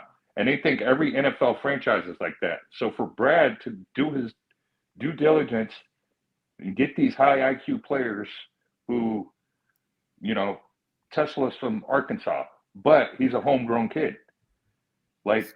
These are things that we have to put in perspective. And now he's going to be maybe the third wide receiver.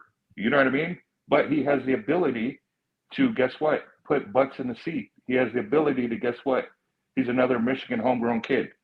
So now we have a player like him and Hutch. Now you have this camaraderie. Now things are looking up for the city of Detroit. I don't necessarily think our window's closing, by the way. I think teams are starting to look at us as where did they come from?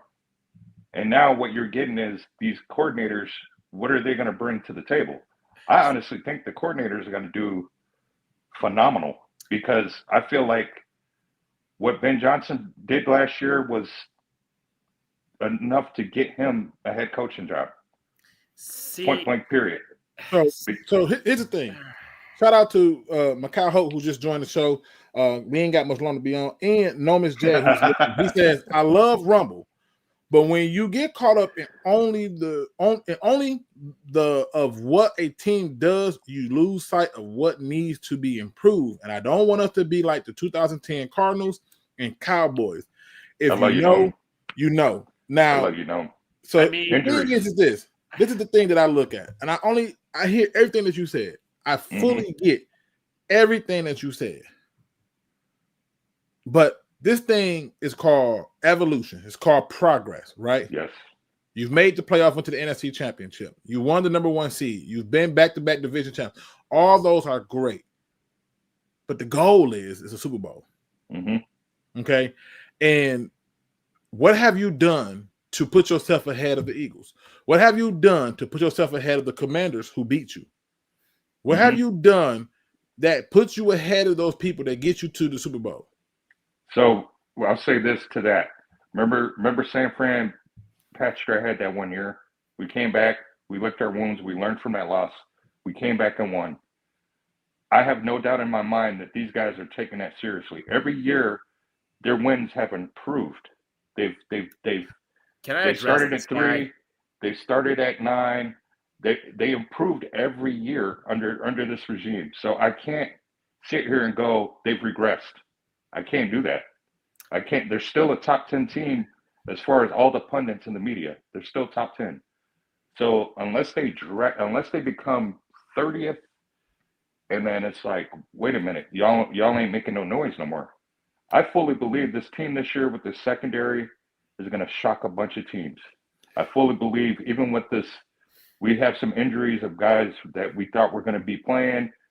I think this year, this team is going to be hard to throw the ball against.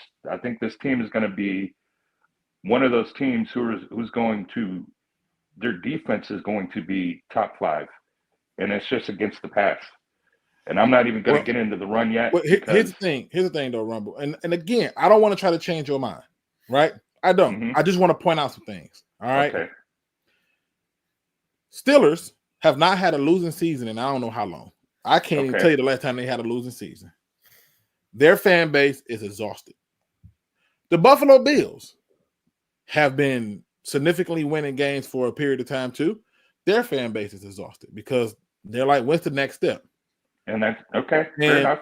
Okay, so a decade as plus a team winning. that has made these small milestones, like that every human being do. Like most human beings, when they start out, they crawl, they walk, they run, right? Mm-hmm. When we gonna run? I think we're going to see a lot of running this year. Okay, all right, cool. And That's all I need to know. That's all I needed to know. I'd say that because Shepard is going to be attacking quarterbacks. It's not going to be this BS. We're not going to be doing zone. He's going to be attacking, and these players want to be doing that. You don't think these players want to be getting after a quarterback and blowing people up? That's what these guys want, and I think it took a younger Shepard. He's pretty close to their ages. You know what I'm saying? Like this guy played on that side of the ball, and I'm not taking anything away from Aaron Glenn. You know what I mean? He's a disciple of Parcells. He's you know what I mean? Like I hope he has success, just not against us. But with that being said, I think Calvin is the culture, if that makes sense. You know what I'm saying? Like we all had that cool teacher in high school, whether it be a gym teacher, history teacher, who was kind of listening to the same music we were around that time, who had the dance steps down, who had the lingo down, who knew how to, you know, get that badass kid who was always a bully to kids, get them laughing, and he could get them to do good things. That's what we have in Calvin Shepard right now. He is going to let these guys loose, and I pray to God that the NFL is ready, because all this talk we can't handle a mobile quarterback. I think all those days are gone. If we can set the Ravens are going to be the prove it. I mean, yes. I know you say this is like a movie, but you got to remember, there's a lot of movies that also end like Old Yeller. I'm just saying. No, I'm just saying, dude. No. The franchises Luke brought up, Buffalo Bills. You brought it up yourself. They were winning in the 90s. They've been winning. So they've been winning. We just got used to this. So we can't just sit here and we cannot. That's my problem. Okay, but it's been 5 years with this regime, and he had to go through the roster, get rid of it. He had to pay people even after he cut them. You think of players like Flowers. You think of all these fucking players that Matt Patricia signed. he had to correct the books. Let's not forget about that. He had to correct the books, get rid of these players built through the draft. And yes, he did keep some of those players from Patricia until he was able to, hey, you know what? We got our own thing going on here. And what he's done through the draft, and these guys are still on rookie contracts, we cannot sit there and go, the window's closing. To me, I think the window's still want to take wide advantage open. of those rookie contracts too. We don't want to have everybody, because it's going to get to the point where the cap space is going to shrink to the point to where we can't sign everybody that we have. Unless Hutch wants to give us a hometown deal, which I wouldn't bet my money on that. No, when you say hometown deal, see, this is the thing. The people, when I say hometown deal, he's not getting $50 million. I'll argue with anybody on that. He has not led the league in sacks. He has not been a Pro Bowler every year. These things that Michael Parsons has been doing, if you look at his stats, every year since he's been in the league, he's been up there in sacks. Well, he's been an absolute monster. So we might not pay $50 million, but is another team out there desperate enough to want to pay him $50 million? Okay, so you think Aiden Hutchinson's that type of player who's going to be like, screw y'all, I'm out of here? We don't know. We have no idea. He's going to be like, I'm going to win with this. His endorsements alone, man. The dude has a brand built in the state of Michigan. So for him to take $43-44 million, is that too much of a stretch to ask him to do? I would love it if he would, but I'm not going to, assume that he's going to do it. If I do that, then it's like, I would hope he doesn't. I would hope he would be fair with us and not want to deal like Michael Parsons. I would hope that. So if he balls out this year and he freaking smashes the record, or again, these are all positives that are going to, okay, give him whatever he wants at that point. We got to go back to the drawing board and find out who we really want to keep as some of these other key positions. But again, you have drafted some freaking monsters, and you've shown that you've been able to get Kirby Joseph. Come on, man! Kirby. I had no idea that guy was going to be a freaking lead the league in interceptions. No, I had no idea he was going to do that. Oh, so I can't sit here. I can't sit here and say that. I wanted Cal Hamilton. I was with Luke on that one. I was like, man, we need him. Like, to me, he was a sure shot. Now I'm like, Cal who? Like, I don't know why you're saying that. I don't know why you said Cal Hamilton. Cal Hamilton has still been 9 interceptions. That's why I'm saying that. Led the league in interceptions, pick sixes. This dude, Kirby Joseph, is phenomenal.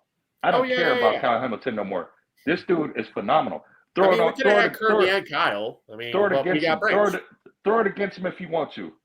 I dare any QB to throw it against him if you want to. I've seen this guy line up at the right side of the field and cut across the left side of the field and run like he was running the route and snatch the ball. Like this, I have not. I'm done second guessing Kirby Joseph. I'm done. I'm never going to second guessing the secondary. This is the thing. I don't think nobody is telling you to second guess Kirby Joseph. I don't think nobody is telling you to not look at the draft. What everyone is saying is Brad Holmes deserves criticism. Brad Holmes deserves to be criticized. Brad Holmes deserves to have conversations when you in a Super Bowl window. Brad Holmes, I don't know how long you think Super Bowl windows stay open, but it's got to be getting small. If our Super Bowl window started in 2 years ago, this is so when did the Super Bowl window open? When you went to the NFC Championship. Okay, 2 years ago, right? Yep. Okay, so are we on year 4 of that kind of success, or are we on year 3? Year 3. Can we be fair about that? Okay, so with all the injuries last year, did anybody see us going to the Super Bowl? I did not. I felt like we overachieved with all the injuries we had. I'm going to be honest. On defense, I felt like we overachieved. We lost our sacks leader. This dude had 5 sacks in 7 weeks in Aiden Hutchinson, or was it reversed? He had a lot of sacks. He had 7.5 sacks in 5 weeks. He got 4.5, and it's kind of funny you bring it up because I was finna address this. One Pride 40 is absolutely wrong. Anybody who knows me knows that I'm not only a Lions fan, I'm a Seahawks and Bucks fan as well. Don't judge me. It's just the way I'm built, okay?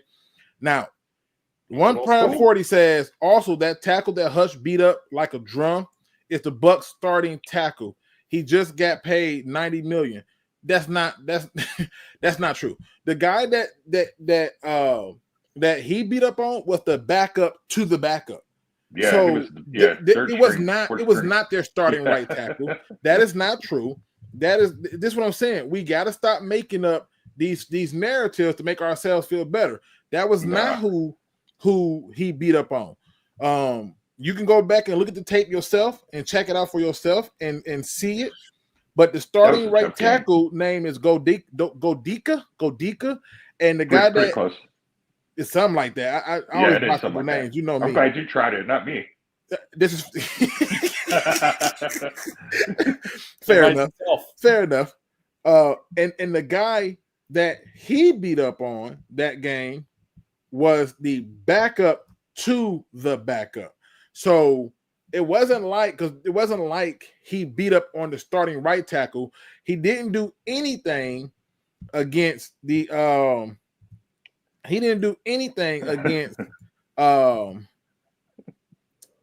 against Trenton Wharf.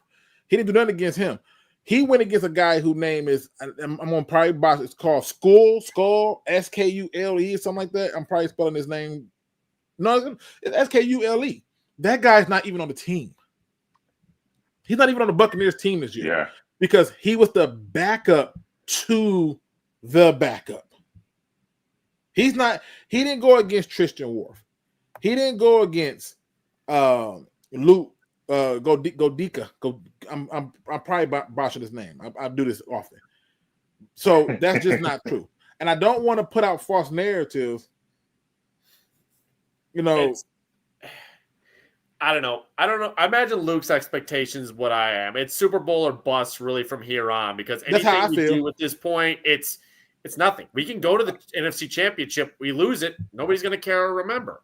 And that's why I brought up, like that guy who said I was bringing up the Canucks. Okay, first of all, yeah, I get they were there 3 times, but those were great teams. That's what people don't understand. When you have great teams and whatnot, and they go all the way and lose it, you mainly don't remember those teams as being great. You remember the sad part to where it just ended, of the what if.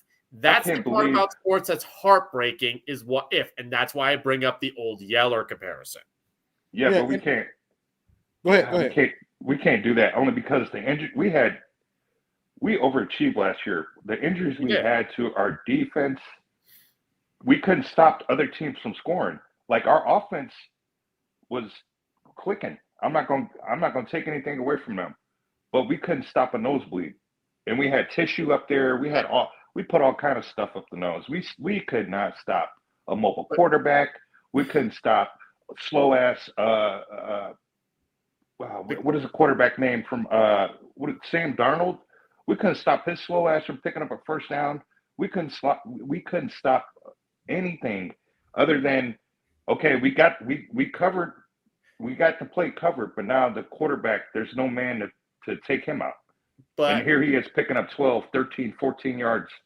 And it's like, can I ask a real question? Because this is going to be kind of funny. Don't judge me, but this is a serious question. Okay, come on, man. I'm an adult. Over or under? I'm gonna set it at 7 games. Over or under for Marcus Davenport? Oh, under. I'm going. I say over. Okay, you say over? And why? Why do I say over? They're only going to ask him to do one thing. They're not going to have. They're not going to just set the edge, man. That's all we need you to do. Force that guy to Hutch's side. Oh, he'll find a way to get all hurt, we want to do. That's no. I think he's taking this seriously. I think he knows this is his last opportunity. There's not too many teams that are going to want to pick him up with his history. You know what I'm saying? I think he gives us 10 games, 10 plus games. Okay. And then they rest him. I got to ask you, have you ever seen the movie The Big Lebowski? Yeah. Yeah. I'd have to say Davenport is Donnie.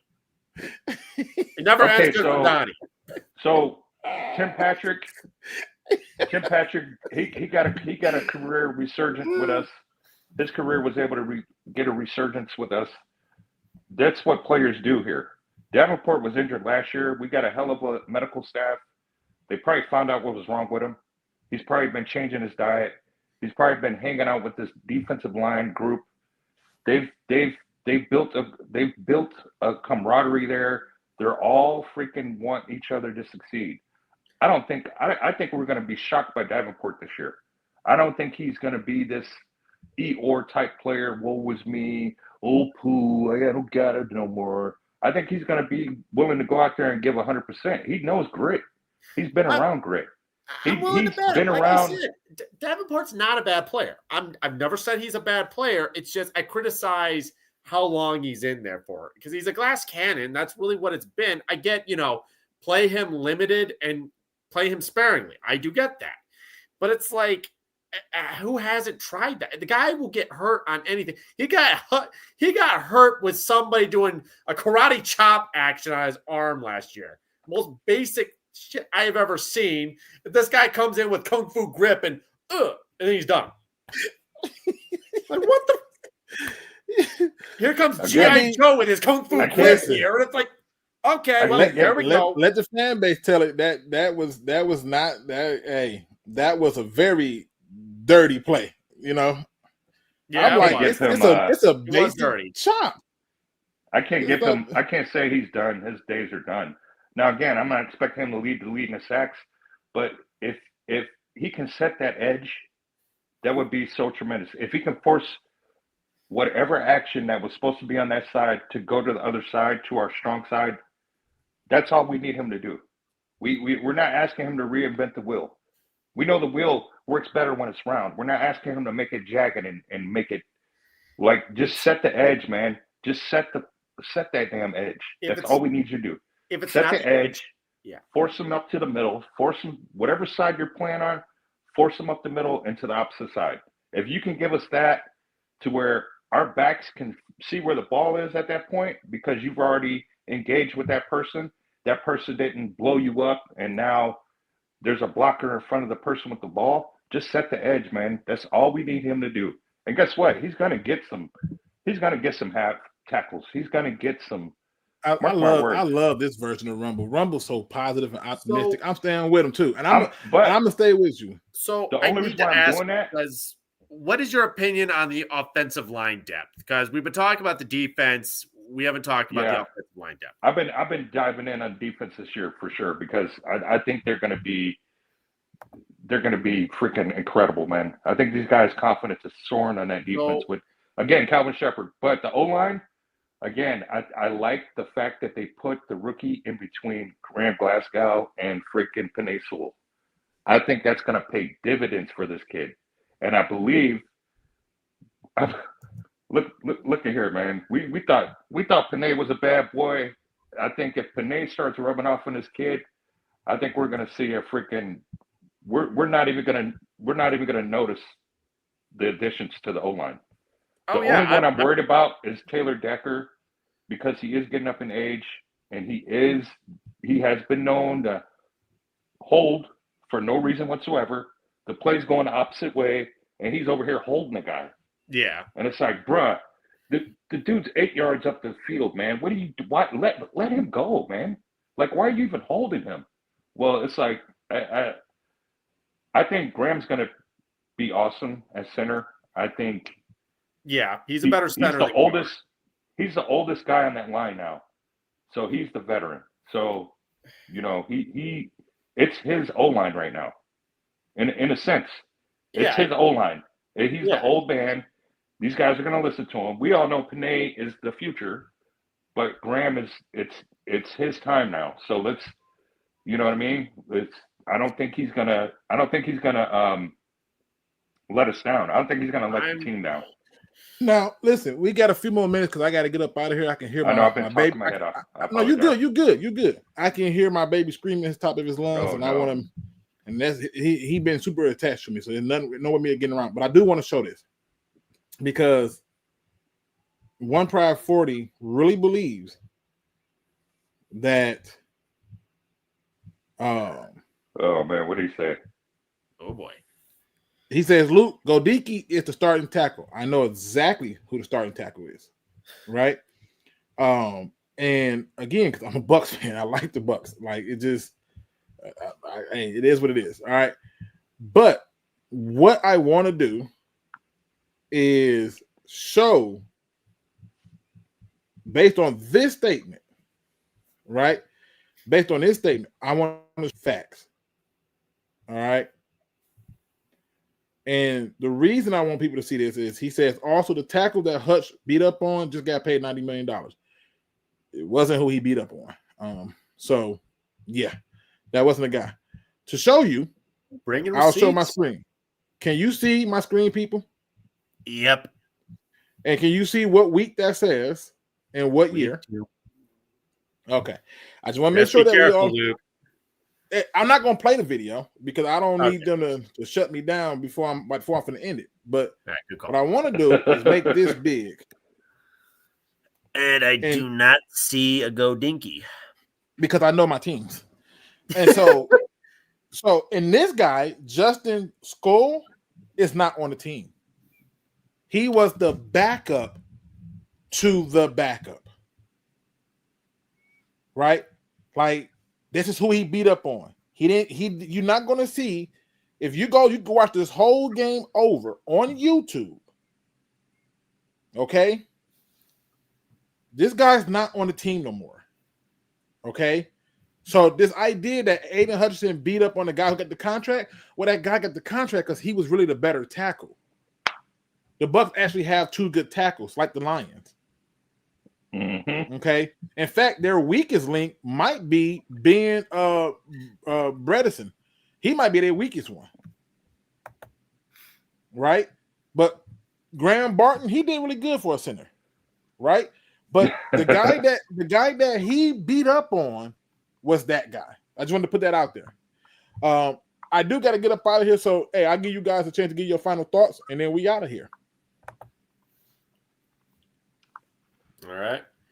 So I don't care who go first.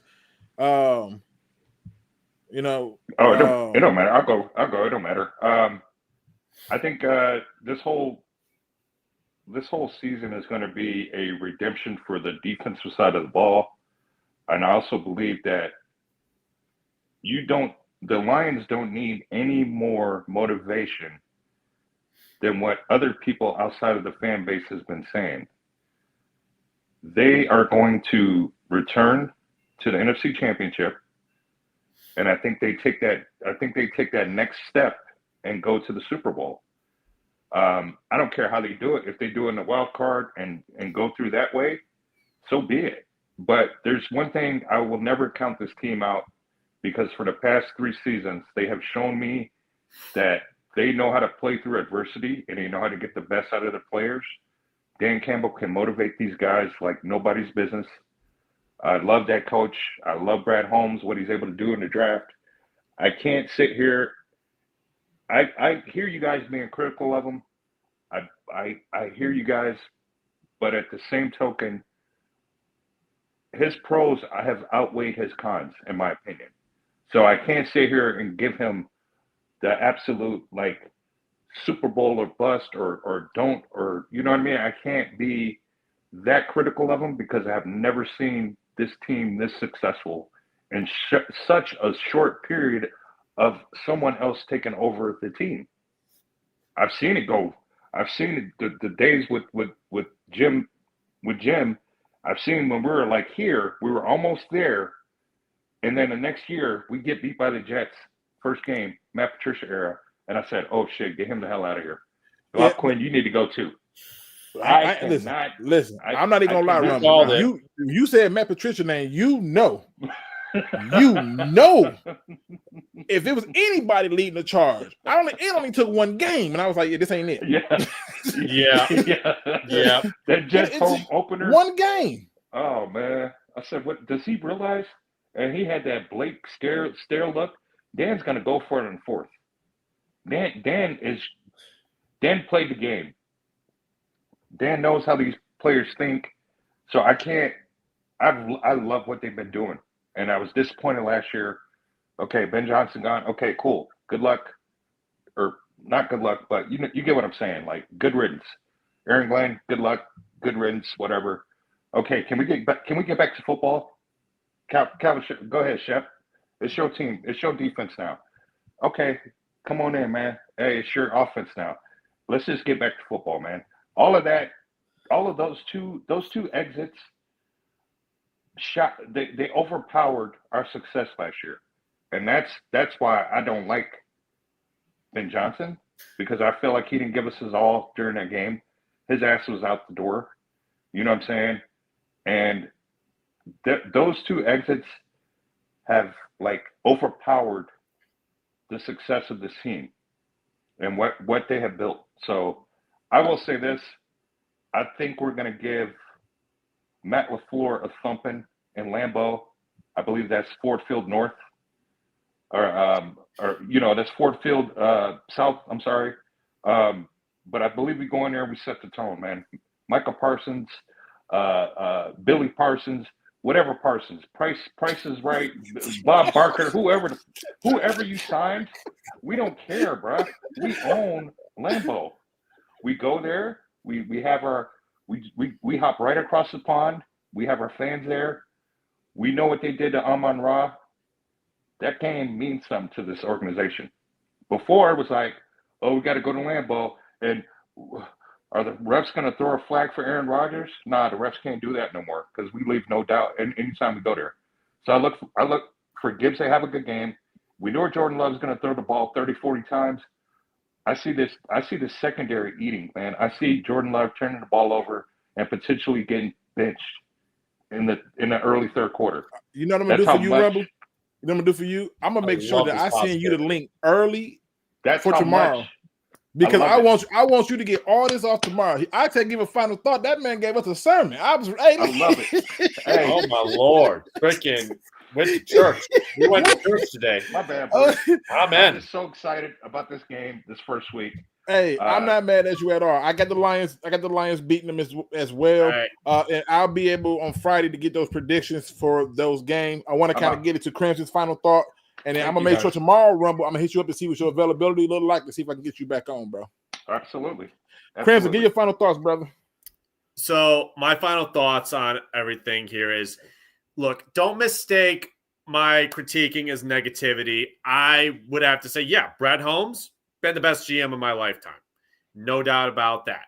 I look at this draft that we currently have a little bit better now because at the time we didn't know Frank Ragnow was retiring.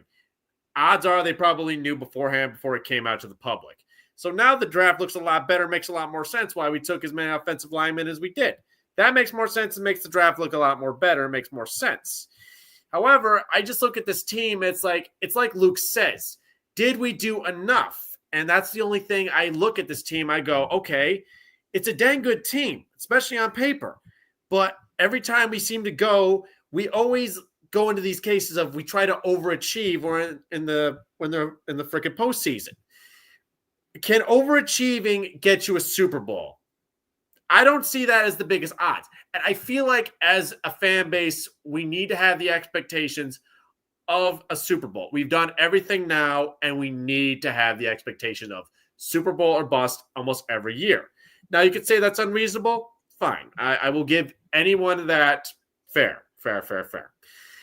I look at this and I say, we need to have higher expectations here. None of this, oh, yay, we got a winning season. Yeah, you know who gets a winning season most times? Go ask Steeler fans how they feel about that. Oh, yay, 9-7. Go ask Saints fans. Go ask Packers fans, Cowboys fans. Yeah, you can have a winning season, but if you don't win it all, nobody's going to care.